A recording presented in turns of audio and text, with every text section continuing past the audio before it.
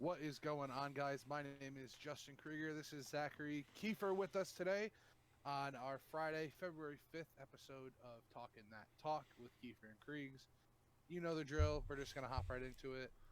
Wednesday and Thursday had some pretty big stuff happen. We'll start right into with the Blackhawks. They beat the Canes 6-4. They split the series with them. Patrick Kane had a goal and 3 assists. Overall, they just looked like a lot better of a team than they have been playing. I'm not super into hockey, but from what I can tell, they played noticeably different than they have been throughout the rest of the season. I thought that they looked very well. You know, you love seeing Patrick Kane getting some action on the ice, getting some assists, getting a goal. Always hits the heart a little better. Zach, take it over. Yeah, they are playing a lot better. It's nice to see they're slowly working their way up in the conference. Wednesday, the Kings beat the Celtics 116 and 111. The Kings are now sitting at 10 and 11, and the Aaron Fox looks good. That man is putting that team on his back. Oh yeah. Just doing everything that he needs to do for them to win. It's really nice to see. He's a great player. He kind of gets undershadowed because he's in Sacramento. But it is good to see that team is they're around 500 right now. They're probably sitting 8, 9 seed, 10, something in there. But they've looked great the last week and a half. Hopefully they can keep that up. Last night action. Two kind of shocking things. The Warriors smacked the Mavs 147 to 116. Kelly Oubre had 40, which was a career high. And then the Blazers beat the number 1 seed Sixers without their key guys. CJ and Dame both did not play. Embiid had another good game. I believe he had 40 or 39. I know LeBron's the front runner for the MVP, right? You know, him, KD are kind of like the main talks about it. But don't be surprised if Embiid starts sneaking into the conversation. Yeah. He is having a phenomenal year. He's playing great basketball. Phenomenal. It's good to see. Especially with the injuries he's dealt with and all the controversy. Yeah. It's nice to see him balling out. And then we've got the Lakers run away from the Nuggets. They didn't really sweat that game much. 114-93. LeBron fucked around and had a triple-double. He just looks effortless on the court. He's fun to watch. I love to see the progression. I mean, he's been playing for so long, and there's no decline in his game. Yeah, he's not going to drop. I mean, if he needs to drop 40, he'll drop 40. But it's not like in his Miami days or early Cleveland days where he had to score for them to win. Like LeBron is just doing. LeBron is just doing what he has to do to score for them to win now. I saw a stat today. He scored 25 points in 63% of their games. Mm-hmm. So that's wild. And another thing is, D Wade said this the other day. He said he thinks this is the best version of LeBron he's ever seen, which is nuts because he's in year 17, year 18. Yeah, it's unbelievable. Yeah. That doesn't happen. People are declining at this age or out of the league already. That many years in. That is all the recap for basketball. We'll jump into some baseball as Dexter Fowler was traded to the Angels from the Cardinals, reunited with Joe Madden. He's been lackluster since he left the Cubs. Right away, he just hasn't been able to. He went straight to the Cardinals, right? Yeah, he just hasn't been able. He hasn't looked nowhere near the same Fowler that the Cubs got, which is, I'm not heartbroken about it because it shows that it wasn't a bad move to let him go. But with what he did for the Cubs, it is kind of sad to see him not do well. Yeah, I definitely agree with that. He played, 2 years, 3 years? With the Cardinals? Yeah. Played 3 years with the Cardinals. I don't even think he really had the center field role on lock. No, he was playing a lot of right. Playing rest days. Yeah, playing a lot of right. I mean, he's a switch hitter, can put contact on the ball, but he hadn't really shown a lot of that in St. Louis the past couple of years. He hit the shit out of the ball for the Cubs, though. Yes, he did. Hit the shit out of the ball. So that's pretty big news. A little bit of college basketball to finish off the recap. Ohio State continues to ball out. They knocked off Iowa. Iowa is on a 2-game skid now. They've lost to Illinois and Ohio State back to back. So that's nuts. Wednesday night in college basketball is very interesting. 5 top 25 teams lost. Nova lost to St. John's. Houston lost to East Carolina. Creighton lost. Virginia Tech and Florida lost. 5 top 25 Virginia teams. Tech lost? Yes. To Virginia? Yes. 5 top 25 teams lost, which it happens. I mean, you're going to have a day or two a year, or a day or two a season every year where numerous top 25 teams go down. But it's always interesting to see what nights those are, what teams fall. We'll get into current news. This is a couple hours old. Trevor Bauer is a Dodger. 3 years, $104 million. He can opt out after year 1, and he can opt out after year 2. And a lot of that is guaranteed money as well. From what I saw, the Mets offered him more for 2 years, I think.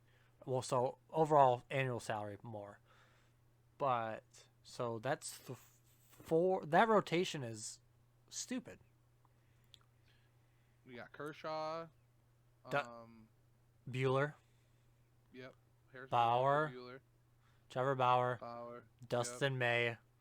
And who's the 5th? I just saw it. I don't know. That's gonna be insane. You get a former MVP last offseason, and then you get the reigning Cy Young winner for your league. Trevor Bauer is making more in the next 2 years. He's making more next year. I think he's making like 38 or 39. Than the entire Indians payroll. 3 franchises he's making more than next year than the entire payroll. Yep. That is absurd. I mean, it just shows you that baseball. I mean, if I have a kid, I mean, God will bless me with whatever He blesses me with. But if I have a son, I'm pushing baseball. Like it's better for your body. You know, concussions are a thing, shit like that. And it's where the money is. It really is. I remember so many people were shocked when Kyler Murray decided to not go with baseball because he would have been #1 pick in baseball. We'll see how he pans out in the next couple of years. But, yeah, baseball is just, it seems like endless amounts of money. And I don't understand. It's always a dream of mine. And especially now with the money, like, that's unbelievable. You got people like, you have a couple good years right before leading up to your franchise, like when you can be a free agent. You sign a big contract, you're set, dude. Like Chris Davis got a shit ton of money and sucked after he signed that contract. I mean, Milton Bradley, fuck him for coming to the Cubs. Fuck the Cubs for paying him. That dude got a shit ton of money and fell off the face of the fucking planet, dude. Yeah, I forgot about him. The money is in baseball. I would say it's probably the hardest sport to go pro in because there's no so you get drafted in the NBA and the NFL, you're gonna if you're a first round pick for top 5 if you're in the NFL, you're a first round pick, you're gonna see the field that year. In the NBA, you're a first round pick, more than half of them are gonna see the court that first year. The MLB, you can be the #1 overall pick and you might not see the major league field for 3 to 4 years minimum. Yes, there's an exception this year because of the way the season was, and we saw a couple guys come up after that got drafted. But that doesn't happen. Whether you get drafted in the first round or you get drafted in the 20th round, you're gonna spend time in the minor leagues, and you might not pan out. Yeah, hopefully the Cubs have gotten lucky in the past couple drafts drafting. They drafted that Ed Howard dude who actually went to the same high school as my cousin Rich. So shout out Rich if you're watching this. Both went to Columbus City. So yeah, I'm excited for him. Money's in baseball. That's just where it's at.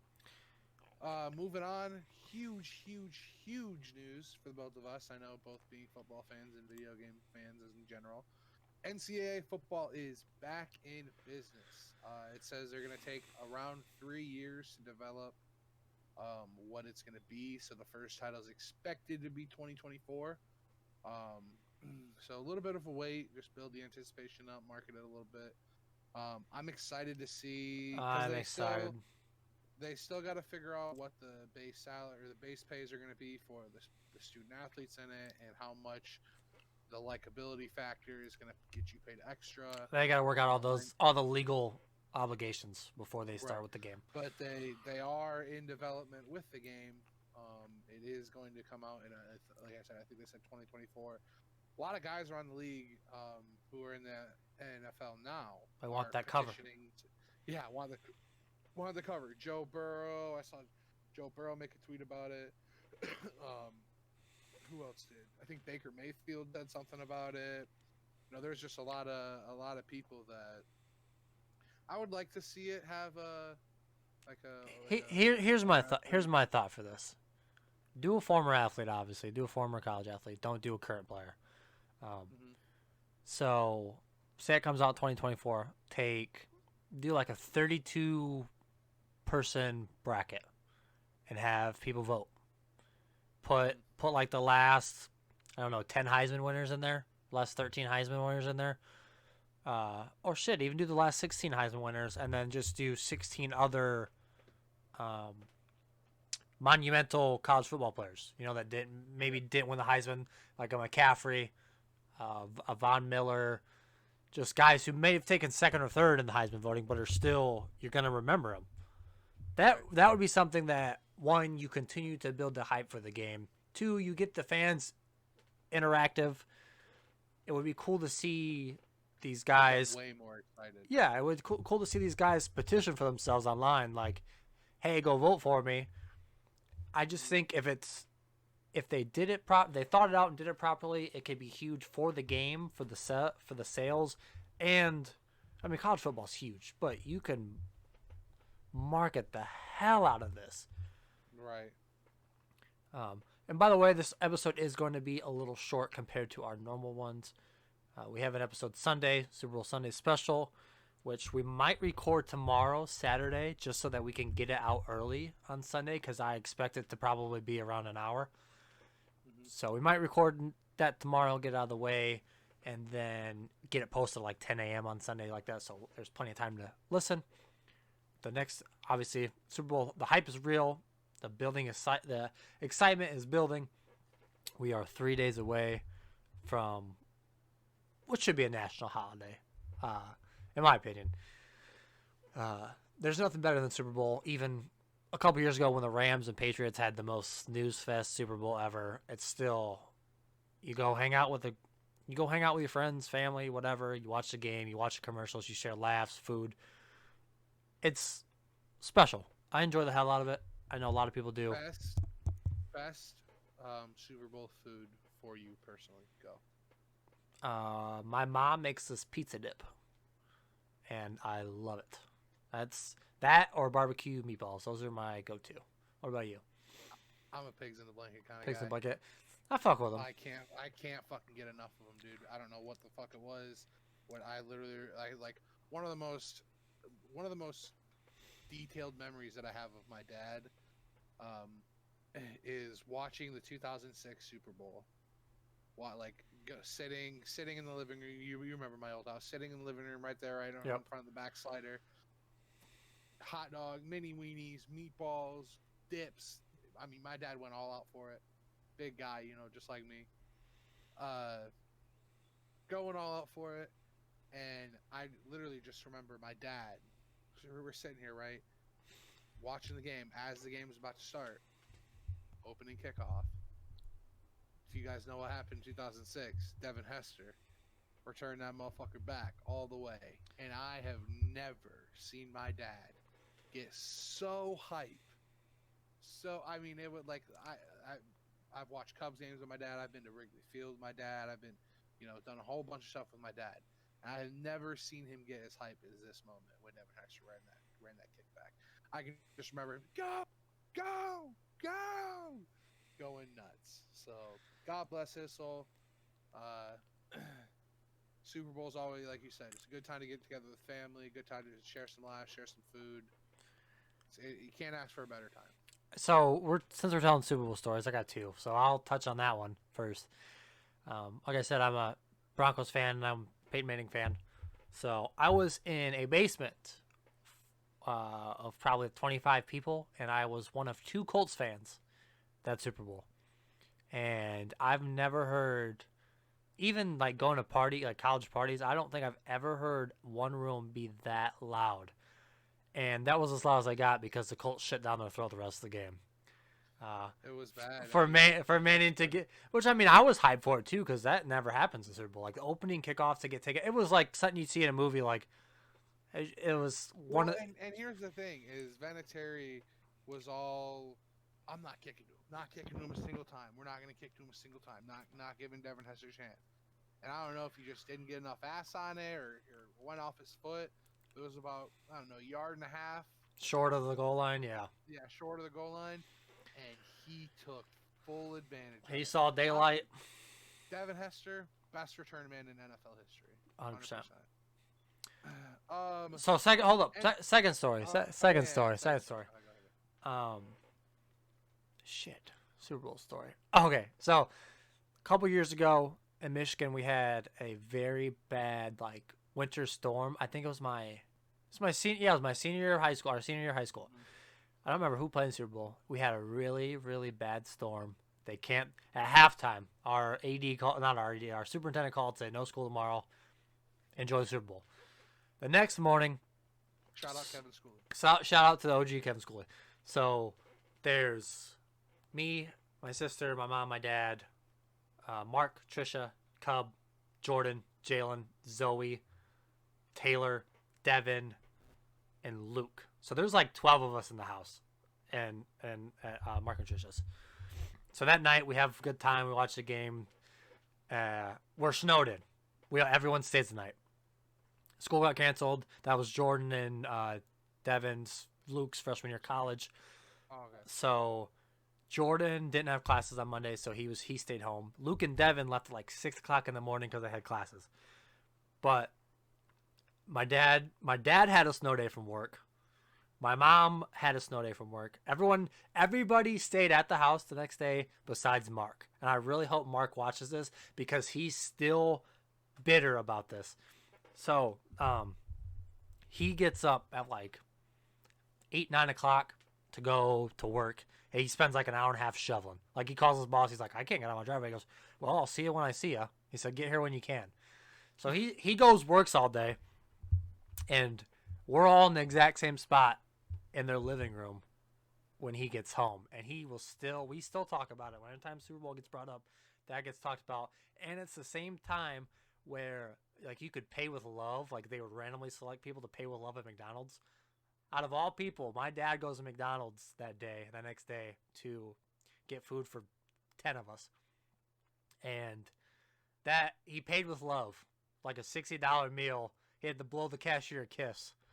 That's I couldn't tell you I couldn't tell you who played that Mark Super Bowl. Did? No, my dad. Oh yeah. I couldn't remember off the top of my head who played that Super Bowl, but I will never forget that night and that day. You can't beat it. Right. Can't beat free McDonald's, you know? Oh no, just that whole experience, the whole 24 hours was something special. We'll get into the next topic. The All-Star Game has been announced, NBA. They're shooting for March 7th in Atlanta. A couple of players, LeBron, De'Aaron Fox, just to name a few, have mentioned their concerns. It seems kind of dumb. Yeah, LeBron James says he has no interest playing in it whatsoever. Yeah, I mean, it's part of their obligation and their contract, though. If they are selected to the team, they have to play if they are not hurt. Right. So that's us. But I personally don't think you should have. Well, I had the All-Star Game. They don't play for nothing. Obviously, it was a blast to watch last year. The new format was fantastic. Loved it. But there's no point in having it. You can still have the All-Star selection, nominate the guys, and if things clear up in the summer, run an expedition. Have the All-Star guys all meet in the gym. Right. Do it then. There's no need to rush it. There's no need for it. Because they're slowly letting in more and more fans. Right. They're running the risk of packing a stadium, packing an arena, and then having to shut the NBA down because of positive cases or contact tracing. I don't see the risks that they're taking. What are your thoughts on it? I don't, like you said, I definitely agree. Have it for the namesake version of it. Just so say, oh, he's an all-star. He made the all-star team. He's but I don't think they should meet. Like you said, they've done a very good job of keeping the cases at a minimum if there are any. And I think that's just running the risk too high for not that much of a reward. The All-Star game doesn't get a lot of pull as it is. There's no defense in the NBA. There's negative defense in the All-Star game. Yeah. So I just don't see. Don't see the point. Yeah, it's kind of I agree with you. It's dumb. So looking ahead to this weekend, obviously we have our special on Sunday for Super Bowl Sunday.